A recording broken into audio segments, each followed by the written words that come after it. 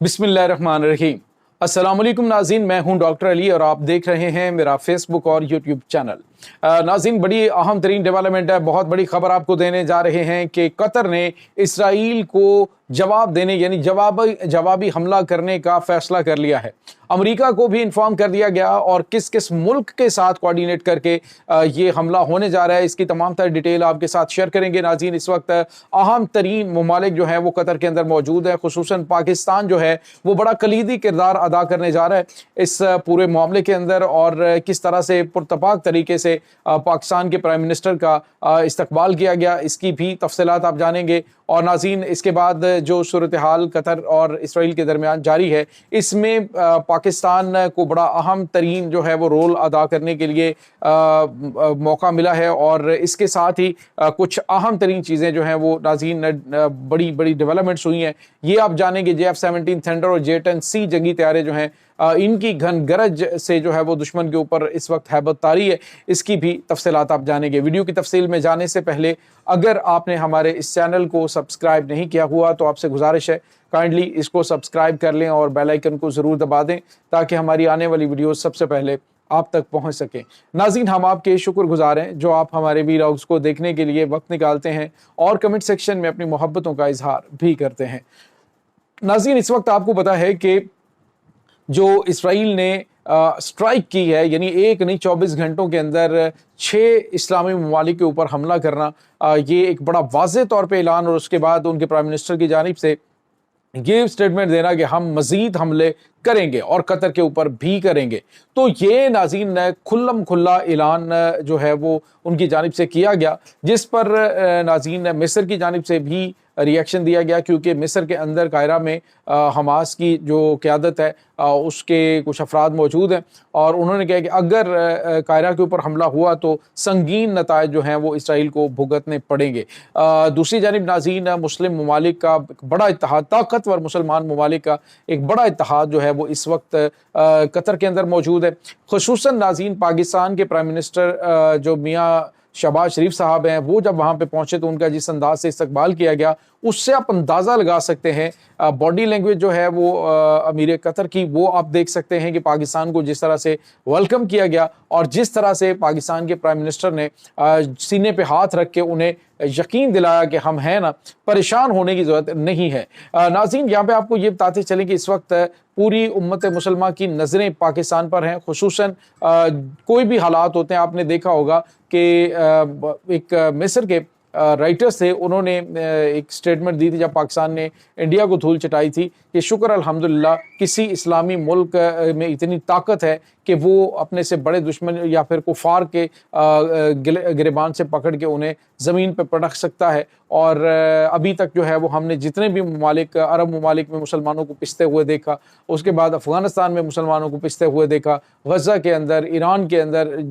जिस तरह से भी इन्होंने अटैक किए, यानी हमने परेशानी में ही मुसलमानों को देखा, लेकिन पहली मरतबा हमने देखा कि किसी मुसलमान ने इतनी ताकत के साथ अपने से 10 गुना बड़ी ताकत को धूल चटाई है। अब नाज़रीन, इस पूरे सिनेरियो के अंदर जितने भी अरब ममालिक है जिन्होंने अमेरिका को अपना डिफेंस दिया हुआ है, क्योंकि अमेरिका बड़े पैमाने पे इनको हथियार बेचता है और हथियार बेचकर साथ जो है उनको गारंटी देता है जी कि आपके मुल्क के अंदर हम अड्डा बनाएंगे और इस अड्डे की वजह से दुनिया का कोई मुल्क इस पर हमला करने की जरूरत नहीं करेगा। लेकिन नाज़रीन, देखा कितनी दिद्दा दिलेरी के साथ इसराइल ने न सिर्फ हमला किया बल्कि उसने कहा जी हम फिर हमले करेंगे। तो इसके बाद जो है वो अरब ममालिक पूरे का पूरा गल्फ जो है उसको अपनी सिक्योरिटी की फ़िक्र सताने लगी है, और उन्हें अंदाज़ा हो चला है कि ये जंगी तैयारे जो हैं अगर किसी मुसलमान मुल्क के ख़िलाफ़ इस्तेमाल करने हैं तो ये जो है वो इनके बटन नहीं दबाए जाएंगे। अदरवाइज़ अगर इसराइल के ख़िलाफ़ इनको उड़ाना पड़ा तो फिर जो है वो इनके बटन दबा दिए जाएंगे। तो नाज़रीन, इस वक्त परेशान कुन सूरत हाल इसराइल के लिए भी, अमेरिका के लिए भी बनी हुई है। अभी ताज़ा तरीन इतलात ये आ रही हैं कि जो कतर है, कतर ने इन्फॉर्म किया है, उन्होंने कहा कि हमने अमेरिका को इन्फॉर्म कर दिया कि हम जवाबी हमला इसराइल के ऊपर करेंगे اور اپنا جو حملہ کرنے کا ہم حق محفوظ رکھتے ہیں اس کو ہم استعمال کریں گے۔ اور دوسری جانب انہوں نے ایک اور بڑی اور اہم ترین بات کہی ہے، انہوں نے کہا جی کہ جو ہمارے ریجنل پارٹنرز ہیں جس میں ترکی اور ایران ہے، ان کے ساتھ کوارڈینیٹ کر کے یہ حملہ کیا جائے گا، اور ممکنہ طور پہ ناظرین ایرانی ڈرونز کے ذریعے، میزائلز کے ذریعے یہ حملہ کیا جا سکتا ہے اسرائیل کے اوپر۔ اور یہاں پہ آپ کو یہ بھی بتاتے چلیں ناظرین کہ پاکستان اس پورے سیناریو کے اندر بڑا اہم لیکن خاموش کھلاڑی آپ کو نظر آئے گا۔ پاکستان کی موجودگی جو ہے یہ ایک بڑا واضح پیغام ہے دشمن کے لیے کہ پاکستان جو ہے وہ قطر سے پیچھے نہیں ہٹا، اور ہر حالات میں پاکستان ان کے ساتھ کھڑا ہوا ہے۔ ترکی نے آلریڈی کہا ہے کہ حملے کا جواب دینا تمہارا کام ہے، ڈیسائیڈ تم نے کرنا ہے کس طرح سے حملہ کرنا ہے اور کس شہر کو ہٹ کرنا ہے، باقی کام ہم پہ چھوڑ دو، ہم وہ معاملات جو ہے وہ